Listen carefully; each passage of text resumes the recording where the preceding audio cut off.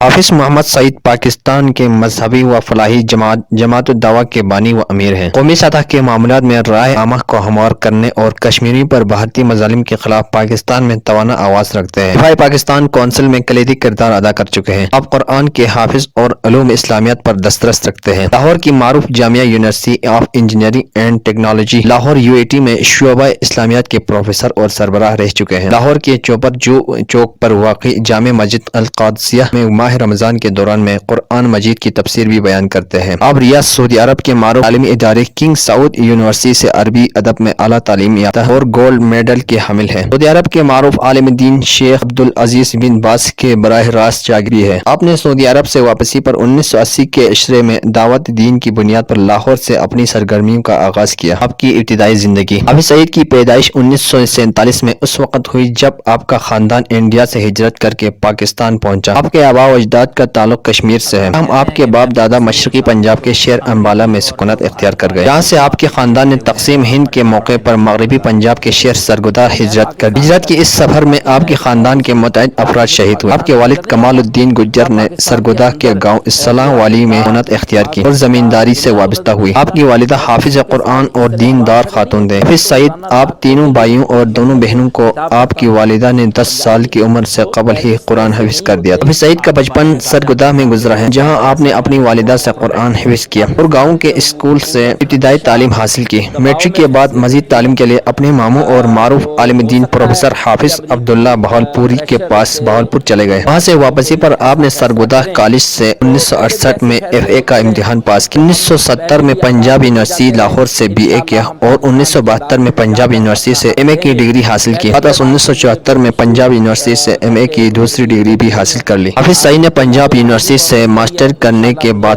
University of Engineering and Technology Lahore کے شعبہ اسلامیات میں بطور لیکچرر تدریسی سرگرمیوں کا آغاز کیا۔ آپ اعلیٰ تعلیم کے لیے سعودی عرب چلے گئے۔ آپ نے کنگ سعود یونیورسٹی سے عربی ادب میں پہلی پوزیشن لی اور گولڈ میڈل حاصل کیا۔ سعودی عرب میں سکونت کے دوران آپ نے متعدد بار علماء کرام کی صحبت پائی اور ان کے شاگرد رہے، جن میں سعودی عرب کے معروف عالم دین شیخ عبدالعزیز بن باز سرفہرست ہیں۔ Hafiz Saeed University of Engineering and Technology میں 25 سال تک شعبہ تدریس سے وابستہ رہے۔ آپ شعبہ اسلامیات کے سربراہ بھی بنے۔ دوران میں آپ نے متعدد موضوعات پر تحقیقی کام کیا۔ امام البانی رحمۃ اللہ علیہ کے اعجاز القرآن اور صحابہ رسول حضرت ابو ہریرہ کے حالات زندگی پر تحقیقی مقالے تحریر کیا۔ اس کے علاوہ قرآن مجید کے سورہ توبہ اور سورہ یوسف کے تفاسیر بھی تالیف کر چکے ہیں۔ آپ 1970 کے عشرے میں اسلامی نظریاتی کونسل کے رکن بھی بنے۔ آپ نے اس ادارے کے اشتراک سے سود پر ایک معلوماتی مقالہ تحریر کیا۔ اس کے علاوہ تعلیم، فکری تصورات اور قومی و بین الاقوامی سطح کے معاملات پر سینکڑوں مضامین پاکستان کے موقر جریدوں اور اخبارات میں لکھ چکے ہیں۔ حافظ سعید نے دعوت دین اور رفع عامہ کے سلسلے میں مرکز دعوت والارشاد کے نام سے 1986 میں ادارے کی بنیاد رکھی۔ یہ ادارہ اسی نام سے سعودی عرب میں بھی دعوت تبلیغ کا کام کر رہا ہے۔ حافظ سعید اس ادارے کی سرگرمیوں سے متاثر تھے۔ سعودی عرب میں سکونت کے دوران میں اس ادارے کا قریب سے مشاہدہ کیا۔ پاکستان واپسی پر اسی نام سے دعوت دین کا کام شروع کیا۔ اس سلسلے میں ماہ نامہ میگزین الدعوہ کا اجرا بھی کیا۔ مرکز دعوت اور ارشاد کے زیر اہتمام ملک کے مختلف علاقوں میں مدارس کھولے گئے اور تعلیمی ادارے بنائے گئے۔ حافظ سعید نے ابتدا میں زیادہ توجہ پنجاب کے دیہات میں اور مرکوز رکھی۔ لاہور کے نواح میں واقع قصبے مرید کے میں قائم مرکز طیبہ کو دعوت تعلیمی اور رفاہی سرگرمیوں کا مرکز بنا۔ حافظ سعید کا تعلیم و تدریس، تحقیق اور تبلیغ کے علاوہ دوسرا بڑا کام رفع عامہ کے لیے کردار تھا۔ آپ نے سیلاب اور قدرتی آفات کے موقع پر مرکز دعوت اور ارشاد کے تحت خدمت خلق کا وسیع پیمانے پر کام کیا۔ 1990 کے عشرے میں فلاحی کام کا دائرہ کار وسیع ہونے پر آپ نے مرکز دعوت ارشاد کو جامعۃ الدعوہ میں بدل دیا۔ اس دوران میں آپ کے احباب اور رضاکاروں کا دائرہ بھی وسیع ہو گیا تھا۔ کشمیریوں نے علم جہاد بلند کر دیا تھا۔ حافظ سعید مظلوم کشمیریوں کے لیے شروع دن سے آواز بلند کرتے رہے اور ان کی اخلاقی و سیاسی مدد کے قائل ہیں۔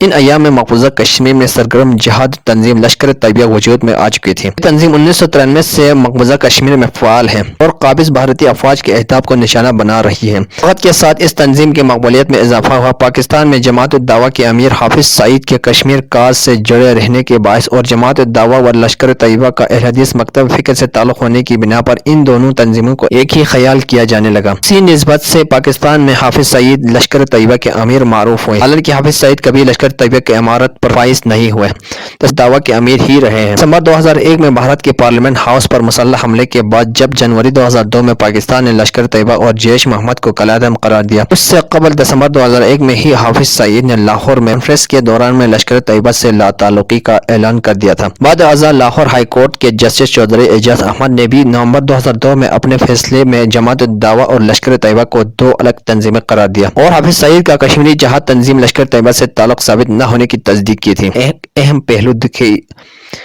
بعد ازاں جماعت الدعوہ کے سماجی کردار کا ایک اہم پہلو دکھی انسانیت کی خدمت ہے۔ آپ نے بلا امتیاز رنگ، نسل و مذہب ہر ضرورت مند کی خدمت کو اپنا شعار بنایا۔ فلاحی سرگرمیوں میں اضافے کی خاطر حافظ سعید نے اول ادارہ خدمت خلق جماعت الدعوہ کی بنیاد رکھی۔ اکتوبر 2005 میں آزاد کشمیر اور صوبہ خیبر پختونخوا کے ہزاروں ڈویژن میں ہولناک زلزلے کے بعد حافظ سعید کے ادارہ خدمت خلق جماعت الدعوہ نے متاثر کن کردار کیا تھا، جسے نہ صرف حکومت سطح پر پذیرائی ملی بلکہ اقوام متحدہ نے بھی جماعت الدعوہ کے رفاعی اقدار کا اعتراف کرتے ہوئے ادارے کے اعزاز میں اعترافی سرٹیفکیٹ جاری کیا تھا۔ اس وقت کے آرمی چیف اور صدر پاکستان جنرل پرویز مشرف اپنے میڈیا انٹرویوز میں متعدد مرتبہ 2005 کے تباہ کن زلزلے میں جماعت الدعوہ کے رفاعی کردار سراہ چکے ہیں۔ بعد از جماعت الدعوہ نے اپنے فلاحی نیٹ ورک میں مزید توسیع کرتے ہوئے فلاح انسانیت فاؤنڈیشن کی بنیاد رکھی، جس نے سوات آپریشن 2009 کے موقع پر دیگر متاثرین کی مدد کے لیے بڑھ چڑھ کر حصہ لیا۔ 2010 میں ملک میں آنے والے تباہ کن سیلاب کے موقع پر فلاح انسانیت فاؤنڈیشن نے خدمت اخلاق کی نئی مثال قائم کر دی، کیونکہ زرعی محفوظ مقامات پر منتقل کرنے کے علاوہ تیار خوراک، ادویات، میڈیکل کیمپنگ اور خشک راشن کی تقسیم وسیع پیمانے پر کی گئی۔ بعد میں خیبر پختونخوا، پنجاب، سندھ اور بلوچستان کے بعض اضلاع میں آنے والے بے درپے سیلابوں میں بھی فلاح انسانیت فاؤنڈیشن کے رضاکاروں نے حافظ سعید کی ہدایت پر متاثرین کی بڑھ چڑھ کر امداد کی۔ اسی طرح 2013 میں بلوچستان کے اضلاع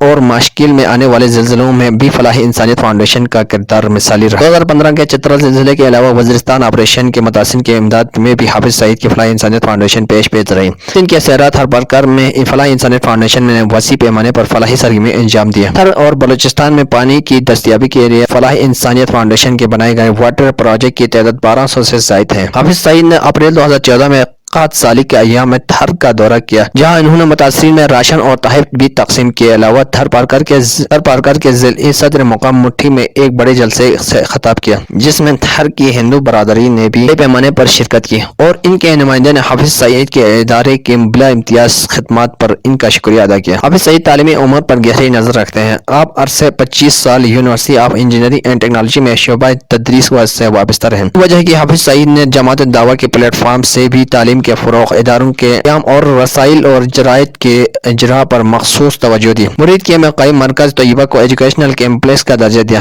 علوم اسلامیت کی ترویج کے لیے جامعۃ الدعوہ کے علاوہ عصری علوم کے فروغ کے لیے دعوہ ماڈل اسکول اور سائنس کالج بھی قائم کیا۔ جماعت الدعوہ کے شعبہ تعلیم نے ملک بھر میں 350 سے زائد اسکول اور کالج قائم کیے۔ الدعوہ اسکولنگ سسٹم نے لڑکیوں کی تعلیم پر بھی خصوصی توجہ دی اور ان کے لیے علیحدہ اسکول اور انٹر میڈیکل کالج قائم کیے۔